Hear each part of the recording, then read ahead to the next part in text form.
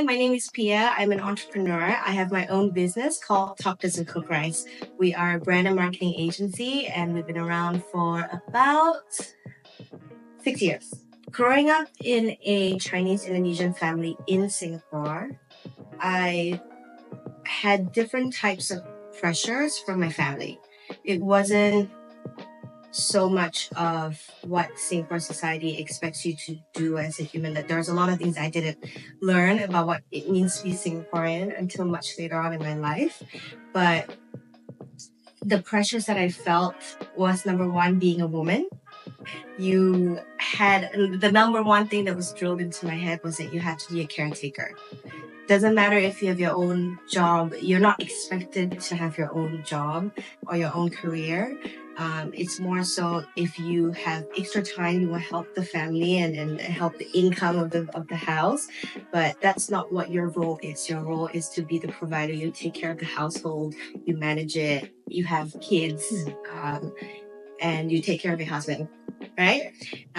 So that was the main pressure that I did, or not pressure, but the thing that was drilled into my brain. Being a career woman was something that was a bonus. My dad did bring us up in a way where you did what you love. Go to university. He wanted all of us to go to university, but when we did go to university, he wanted us to do what we love. So he didn't expect us to be lawyer, engineer, women in STEM. Nothing wrong with that, but that was never me as a person. I knew that from a very young age. It didn't make me feel great because I have an older brother, and the way that my parents brought him up and the way that they communicated with him was so different.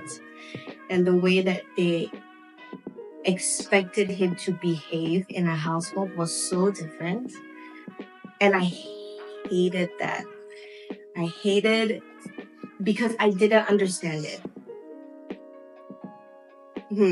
And also now, being pregnant, it's different, because your considerations are like, do I want to continue that same communication style to my kid? Answer is no, of course. But I rebelled against the way that I felt by setting up my own business. Like, I'm going to do it. I can do it. I can do it as well as the next guy next to me. So when I graduated from university, which was at the age of 24, I knew, so by that time, I've already done 2 gap years, which I was very lucky to be able to do.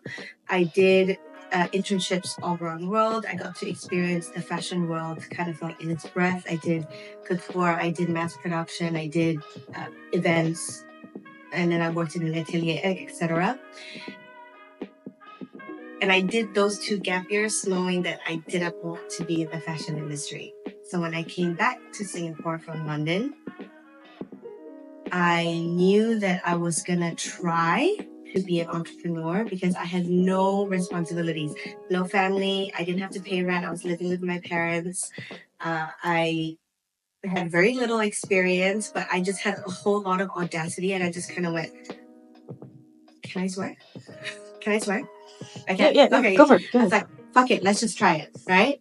So I basically put my hands up and I told all of my friends, it doesn't matter what industry they were in, as long as it was creative, I said, let me do it. I don't care what it is. You want me to fetch coffee? You want me to throw trash out at a photo shoot? Let me just do it. And that's how I got my start in my career, by just putting my hands up and just saying yes. And 2 years after I started in 2014, I started getting clients coming to me instead of me going to them. And that was when I felt, okay, I'm getting somewhere. There's a little bit of direction, much to my parents. They didn't really understand why I wanted to be an entrepreneur, even though they both are entrepreneurs. So yeah, that was kind of how I got my start. 100%. And I still go through it today. But I have learned to keep that voice small because everybody is on a different path. And one of the biggest things that I learned is that just because somebody is earning more than me or they're further along in life in what they're supposed to do, it doesn't mean that they're necessarily happy with the path that they've chosen. And that's what I have come to realize. So that comparison monster is something that I had to tame. And the criticisms that I faced was very internal. It wasn't really it wasn't really with the people around me. The people around me were fairly supportive. I had some friends who were, huge cheerleaders. My parents were kind of in the middle. Yeah. They're like, why don't you just get a full-time job? And be stable. I had a full-time job. Yes, be stable. So the biggest critic that I had to face was myself. Because every step that I made, I constantly doubted myself. And I had to really work on that. It took me years to go, okay, I'm building my own legacy. This is okay. Everybody takes their own time. Everybody has their own path. You're fine. Just focus. Rather than focus on the doubts, focus on what you can do to achieve your goals. Absolutely. And I know that sounds super cliche, but to be able to actually do it in here, oh my God, so hard. I know exactly where it started. And this is only through therapy that I was able to figure this out. Because the inner voice in my head was constantly going, oh, but you could be doing this, you could be doing that, you could be changing this to make this better. Anyway, this comparison monster, right? After going through a couple of sessions in therapy, my therapist basically said, it's because your parents have, okay, I love my parents, okay? No shade. Of course. And then they brought me up the best that they knew how. But because every single time I achieved something when I was younger, they constantly told me that you could have done this better in XYZ way. And because that was the way that they spoke to me, it was how I started to speak to myself. So every single time I achieved something great in the business, I wouldn't celebrate it the way that I should have. I would go, oh, this is not good enough. I could have done it better in XYZ way. So that was how my inner voice formed.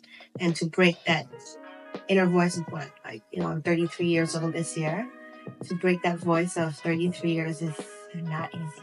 Woo! A lot of hard work. Sorry. Okay. It's again, this is something therapy taught me, right? When that thought of doubt comes into my head, because I'm a visual person, I literally put a pin in it in my head. Like when that thought comes, let's say it's a linear thought, I put a pin in it. I literally stop it. And then I have to basically fill it with a much healthier way of thinking, which is I'm on the right path. I'm building my own legacy. It's what I want to do. You're okay. And so that was a constant repetition. That was something that I constantly repeat in my head in order to start believing it.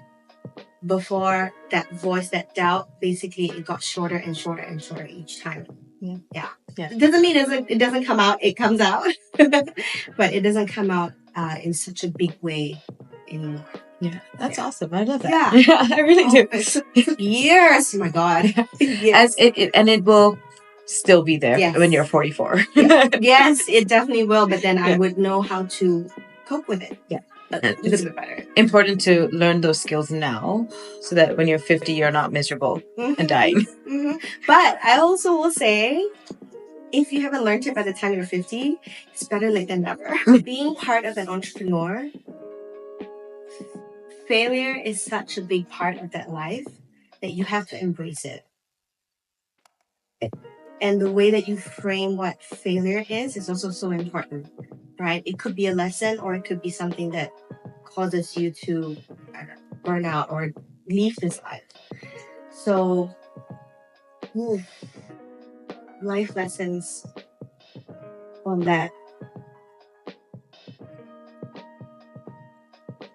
Getting comfortable with failure is definitely one, because you go through, even if it's like micro things that whatever you consider a failure or something that isn't the right thing to do for your business, you will only know that in hindsight. Hindsight is always 20/20, right? But understanding how to take those failures to work for you. Yeah. To process those failures, and also to go, it's okay. So I'll tell you a story first. So I have this tattoo right here. It's one of my first tattoos. And circles symbolically means wholeness, purity, and unity. And the reason why I didn't close it, you can see it's not closed, is because I feel like the best is yet to come. And I will close it in 4 different stages of my life. One is when I find my romantic soulmate. 2, when I start my own family, as in dating. Yeah. 1, and I used to say this, and I haven't been able to reframe this just yet, is when I earned my first $1 million. That was what success meant to me when I got this tattoo at the age of 21, so like 12 years ago. And then when I turn 100 years old, I want to close this up. It will be in my will, even if I don't turn 100. They just have to tattoo me. From the grave. Yes. But that idea of what success means to me is something that is still a work in progress. It's something that I'm still trying to navigate, because I don't want to tie it to a number. Because once you do and you reach that number, where do you go from there? It's just you add another 0 to that number, and it's never ending. You can never add too many zeros to that. Yeah, how much can you add? That idea of success, I'm still working on it. I think it's something to do with true happiness and being content. Those two things are very, very different. And yeah, I'll show you. Ask me in 2 years.